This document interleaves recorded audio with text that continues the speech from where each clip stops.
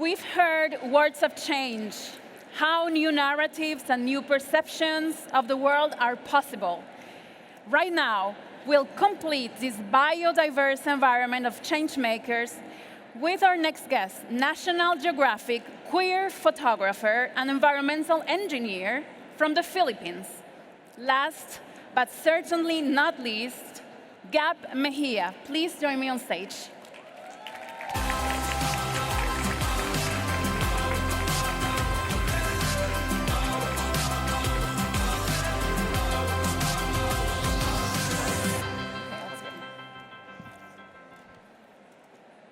Sorry, it's very hot in here, so I prefer getting us fresh a little bit before. Okay. Sorry. Thank you. Hello, Gab, and welcome. You started quite young, this journey of photography, but your environmental consciousness was already there. Your photography is beautiful. I've seen it while preparing this. Sensitive, deep. We see a connection in there. I want to know, did you always have an eye for nature? We're going to see them all along. Where did that connection come from? Well, being from the Philippines, I'm in a country, an archipelago. So the Philippines has like 7,600 plus islands. And, we would spend our family time in nature. My dad would bring me to the mountains, the forests. We would go to the beach, the coast. So I think nature wasn't really something that I saw was a part of us already. I realized that I am nature. And I think that moment that I had in one time when I was 13 in the mountains, my dad brought me to the tallest mountain in Malaysia, in Mount Kota Kinabalu. And it was sort of like, a calling or like a spiritual calling that, told me, oh my God, this is it. This is the moment, I guess, that I was waiting for in a way that, to meet the mountain somehow, to meet this deep sense of time. I was there, it was raining, I was in the rainforest, there was, so much fog, and we were hiking towards the summit, but I actually didn't reach the summit. My dad, was all wet, had hypothermia, and I was like, oh, should I still continue? So I tried, I was like, okay, I'll be a rebel and be more stubborn about it and go up into the mountains. And I was like, this 13-year-old kid hiking with muddy shoes and really not knowing anything about the world, really, just like really playing and just being with it. And then, at that moment, I was like, oh no, I felt that, sense. There was the fog just engulfing the ridge. It was like granite. And that moment, that failure made me realize, this is a place where I found home. And this was something that I wanted to protect. This was something that I found that I was safe with. And, I wanted to devote my career and life to this. So I realized, even becoming a photographer, I'm nature. I'm human first before I'm a photographer, before I'm, this way of seeing the world. But I think a lot of it was really shaped by the stories that my dad, my grandmother, in the Philippines, when you cross a tree that you don't know, you would say tabi-tabi po, just to ask permission for the spirits to, to say that there's something there, that there's something beyond yourself. And I think this worldview, this view that I learned from my family and as well growing up, being with nature, I guess really just embodied it through the photograph and the art that I create. Yeah. So family at the family. Beginning. But you also studied environmental engineering, environmental justice also, then you started photography. What made you go from one to the other? And, because you were already connected to nature, but then you went to academia at first, and then photography? Well, I took up university in engineering because, as an Asian person, there's like this idea of your mom being sort of this tiger mom where you have to get all perfect A's. If you fail math, if you get a B+, you're bye-bye, you're going to another home.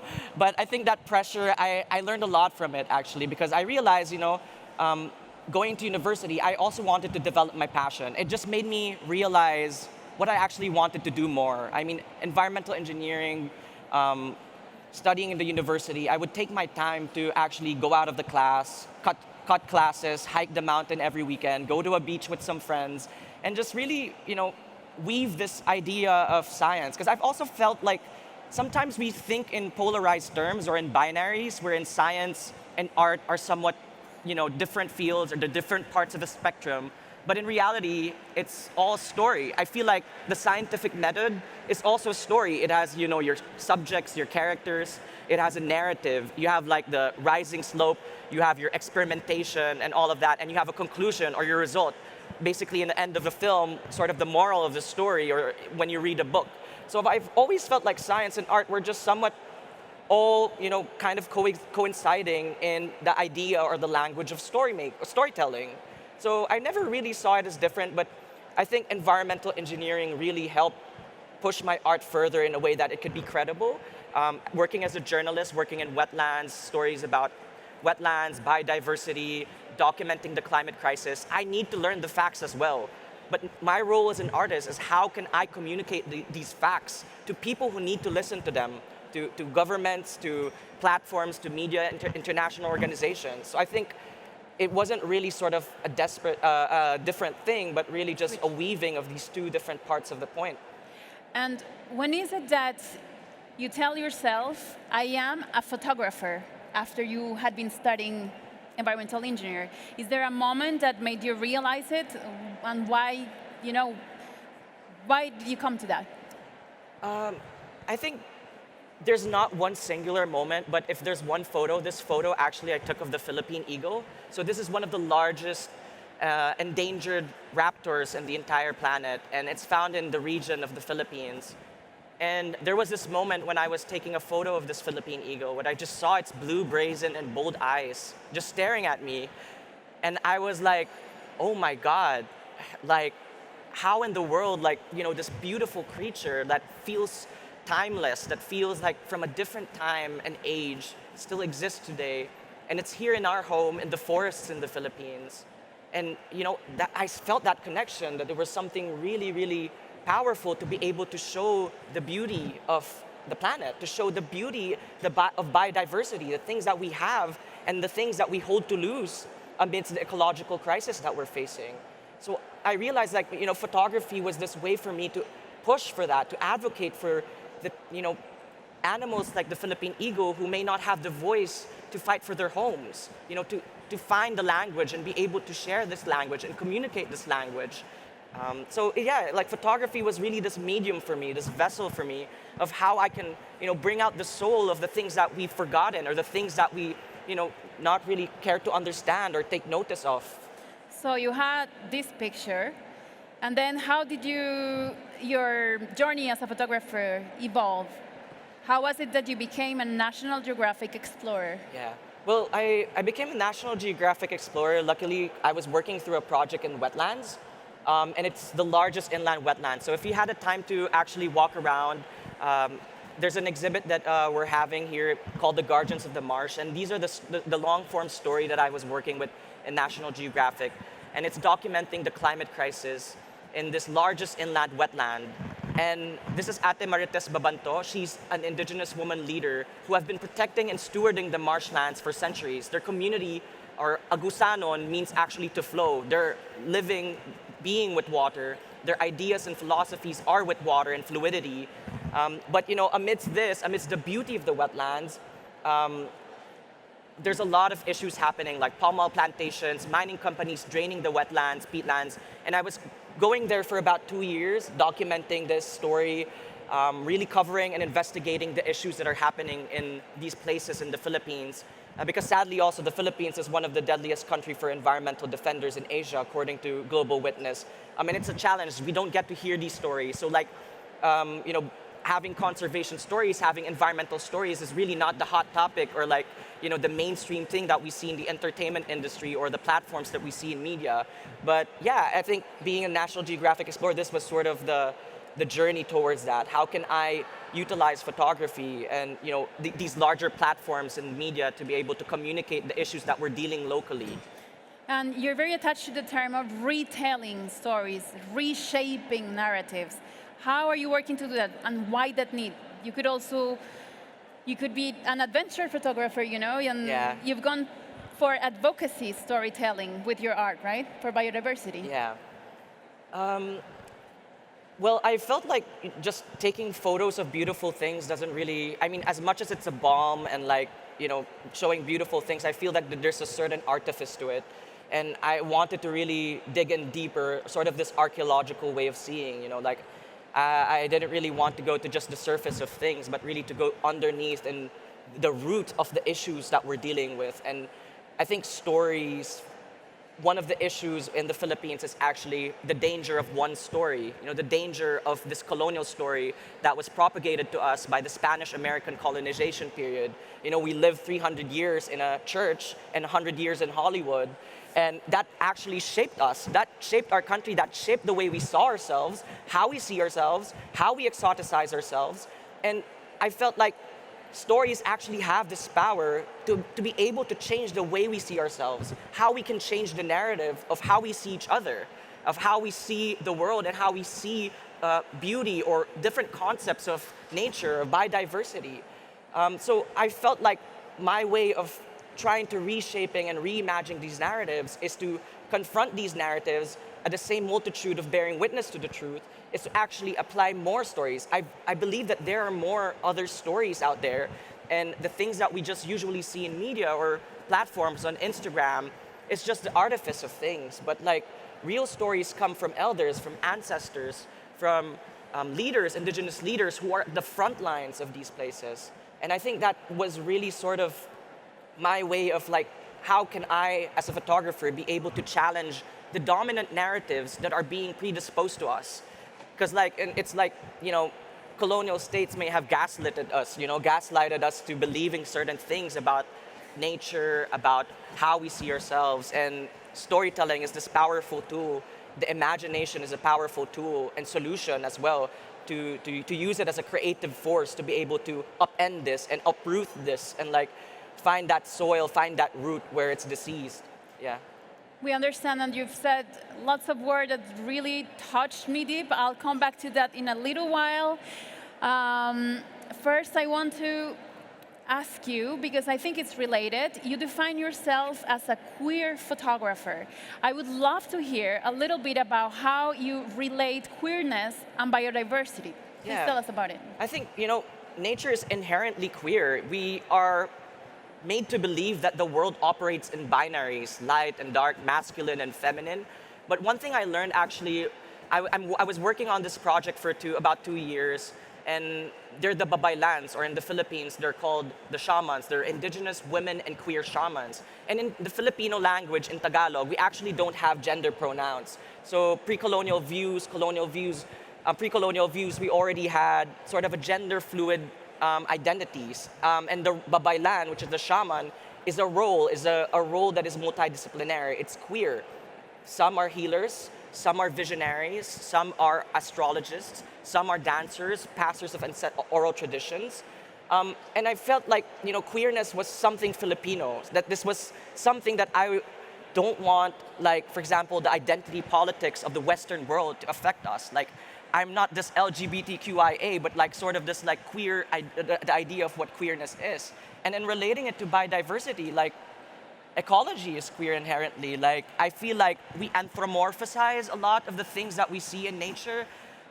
And that already speaks the subconscious idea of how we see ourselves as higher or beyond this hierarchy of what ecology is. So I had to unlearn this as well, because I grew up in the Philippines, and I grew up in like a private Catholic school, all boys school. In the Philippines, we don't even have divorce. It's illegal to get a divorce. So like all of these binaries in the church have really inflicted upon us, and I had to challenge that. I had to like break out from that, because that's not who I am, and I needed to find a place where I can belong, where my identity is safe, where my stories and the stories that I want to tell are safe as well. Especially now where there's erasure of identities happening with despots and leaders. For example, trans communities, marginalized communities, they're being erased off. And it's such a political power move of how stories can affect our individual identities and the way we see ourselves in the world. So being queer is like inherently being also this diversity, that realizing that diversity is such a powerful, powerful thing. And maybe that's what people are scared of. What's different, they try to use it as an scapegoat. But in truth, I think diversity is really what makes us human, what makes us connect us with nature. Because in the Philippines, we have like 110 ethno-linguistic groups. We have basically every island region would have a different language, would have a different traditional attires, would have different stories, and it's really this diversity. And I think going into the future is really the new sensibility of the world is defiantly pluralistic. And we have to accept that or not in the future, because that is inherently what we're working towards for the collective endeavor of what nature and protecting biodiversity is. It's not militarized, it's not binary. Yeah. I love the way, I love this way of defining queerness, because some people may ask themselves why queerness into biodiversity, but it's perfectly explained. It's not black and white, right? And these pictures are not either. So I like the fact that you're using color for that too, even if black or white is beautiful. And I love it. And now I'm going to ask a question that it might not sound very optimistic, but then it's related to what you said before. It's close to my heart, and I like to hear your thoughts on it. You've shown us how your art and your engagement are intrinsically connected to the territory and to the peoples living in it. And then, as you said, according to Global Witness, only in 2023, 196 environmental defenders were killed around the world. I come from Colombia, the deadliest country for environmental defenders worldwide. You come from the Philippines, you just said it, where also there are staggering figures of violence against civil rights and environmental defenders. We've heard about solutions just now, and it's quite hopeful to hear people trying to solve things, but we haven't quite yet found a way to solve this violence, and you must see this very often through the lens. How do you feel about it? And I guess art might be there for that. How do you cope with that grief that sometimes you see in these situations of environmental violence? One, I go to therapy. So therapy is really helpful from PTSD. So please, if you have trauma and the land has trauma, go to therapy. But I think more importantly, grief, there's a lot of grief actually with what's experiencing. I think we're in a world where the pace of grief is much more faster than how we grieve, how we mourn. And we've forgotten how to grieve. We work on new stories, new projects, new solutions everywhere, everywhere, everywhere. Like people are going into multitudes of places and pathways. But I think grief is such a powerful medicine. It's an elixir of how we can actually learn to grieve again, of what we're losing. And after a story, after documenting, for example, I documented the super typhoon in 2021 called Super Typhoon Ryan. It was the strongest super typhoon that hit the Philippines 5 days before Christmas Eve. Coastal communities, tens of thousands of people were displaced during the onslaught of the super typhoon to the climate migration and locally happening. And witnessing it, you would see the houses, people don't have food. It's been months, we were documented it a year again, and it's still the same. The things were destroyed, the communities were made to believe that they're resilient and all of these things. But I think one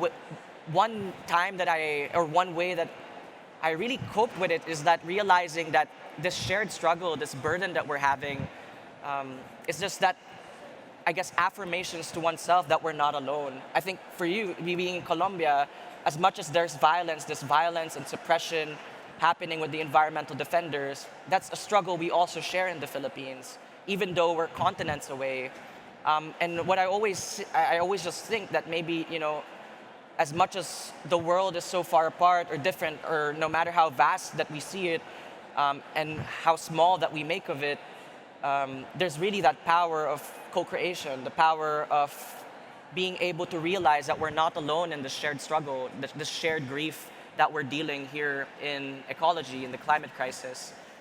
You can cry on the shoulder of a Colombian, you can cry on the shoulder of a Filipino, and you realize that this is really the elixir or the medicine for being able to cope with hopelessness, with community, care, imagination, play. These are somewhat overlooked forms of resistance against a world that makes us forget.